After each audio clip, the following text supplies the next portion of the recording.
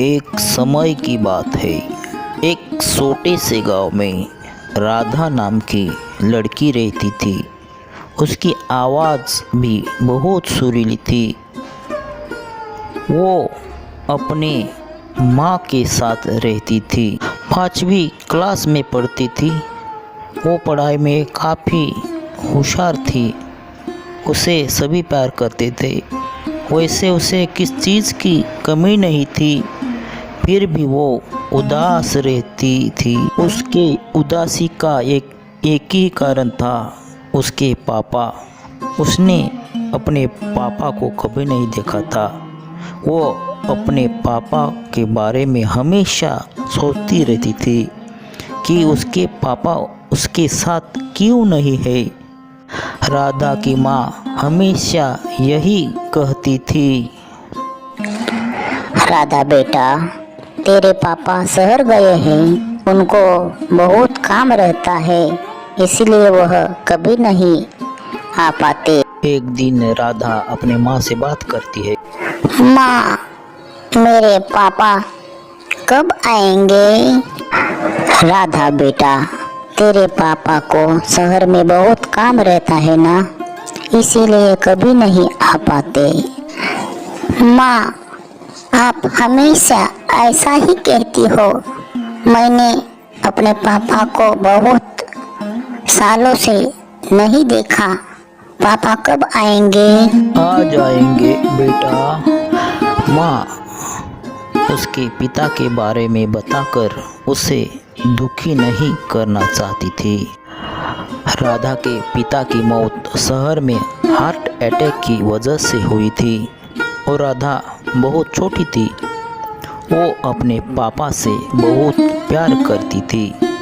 वो अपने पापा के मौत का सदमा बर्दाश्त नहीं कर पाती, इसलिए राधा को उसने नहीं बताया था।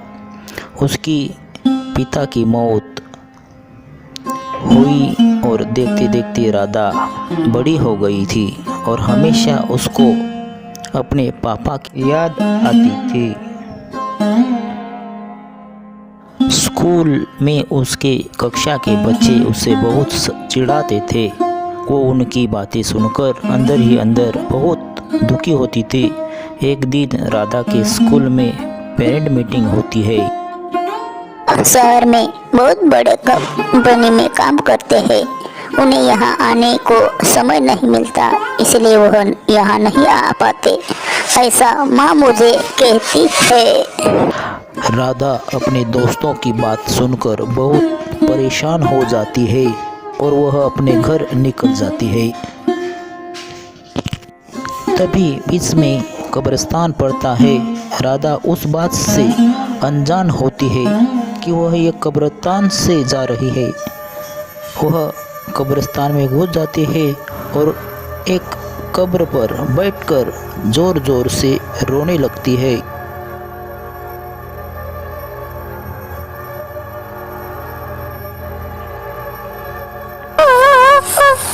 कोई भी मेरी बात नहीं समझता। मैंने मेरे सब दोस्तों को मेरे पापा के बारे में बताया है, पर मेरे बातों को मानने को कोई राजी नहीं। मुझे बहुत दुख होता है जब कोई मेरे पापा के बारे में कोई उल्टा बोलता है। मैं भी आज तक मेरे पापा को नहीं देख पाई। पापा, आप किधर हो? मेरे पास आ जाओ ना। मेरे स्कूल के सारे बच्चे मुझे बहुत चिढ़ाते हैं। राधा जिस कब्र पर बैठकर रो रही थी, उस कब्र से एक भूत निकलकर उसके सामने आ जाता है। यह देखकर राधा डर जाती है।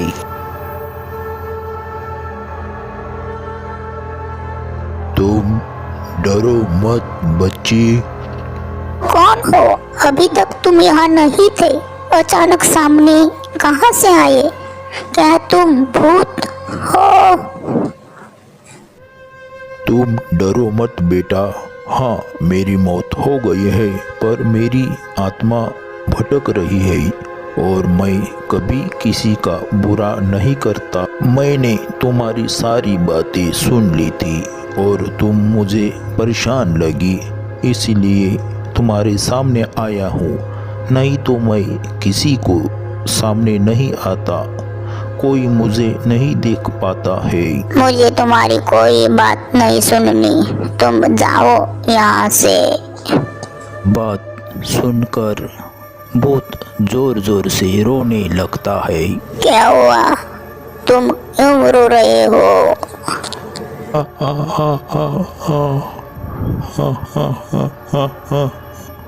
तुम्हें लग रहा है मैं तुम्हें परेशान कर रहा हूँ, मैं तुम्हें डरा रहा हूँ, पर वास्तव में ऐसा कुछ नहीं, बल्कि दिल से मैं आपकी मदद करना चाहता हूँ।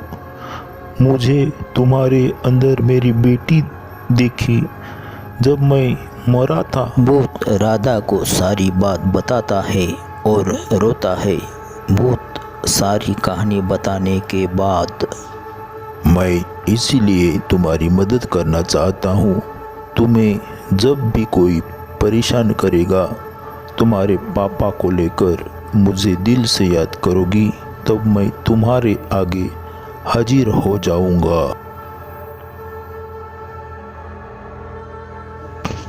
ठीक है। भूत एक राधा को पत्थर देता है, कहता है, देखो राधा बेटी, ये कोई मामूली पत्थर नहीं है, तुम्हें दे रहा हूँ। इसी पत्थर से जरिए हम मिल सकते हैं। ये पत्थर किसी के हाथ न जाने पाए, याद रखना ये बात। ठीक है। तुम जब भी इस पत्थर को हाथ में घिसोगी, मैं तुम्हारे आगे आ जाऊंगा। राधा को वह पत्थर देता है। जब भी वो संकट में हो, उस पत्थर को हाथ में घिसने को कहता है। भूत राधा को पत्थर सौंप देता है और वह उसे अपने स्कूल बैग में रख देती है। राधा घर जाकर अपने पेरेंट्स मीटिंग की बात अपने माँ को बताती है। माँ, कल हमारे स्कूल में पेरेंट टीचर मीटिंग है, आपको मेरे साथ मैडम ने बुलाया है। अरे बेटा, कल तो मैं आपके साथ स्कूल नहीं जा पाऊंगी, कल तो मुझे बहुत काम है। राधा अपनी माँ की बात सुनकर बहुत मायूस हो जाती है। अगले दिन स्कूल के लिए जाने के लिए तैयार होती है। आज मुझे स्कूल में सबसे ज़्यादा डांट पड़ेगी।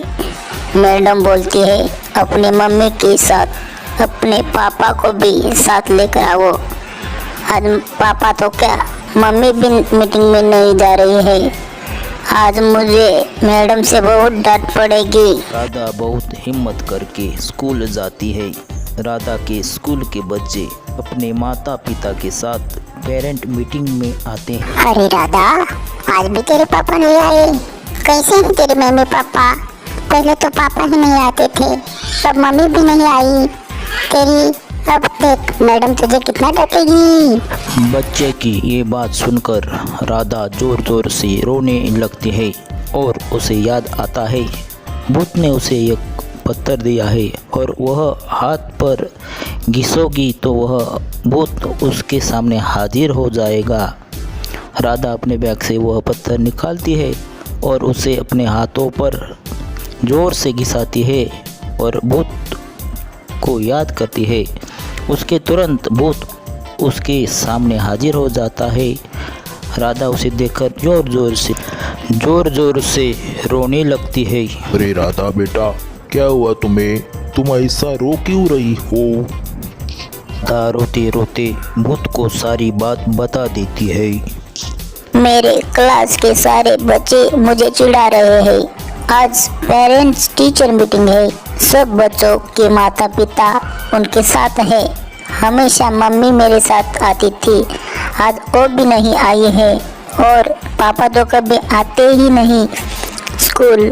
चिंता मत करो राधा बेटी, आज मैं तुम्हारे पापा का भेष बदल कर तुम्हारे स्कूल में तुम्हारे मैडम से मिलूंगा, जिससे बच्चे भी तुम्हें कभी नहीं चिढ़ाएंगे और तुम्हारी मैडम भी तुम्हें कभी नहीं डांटेगी।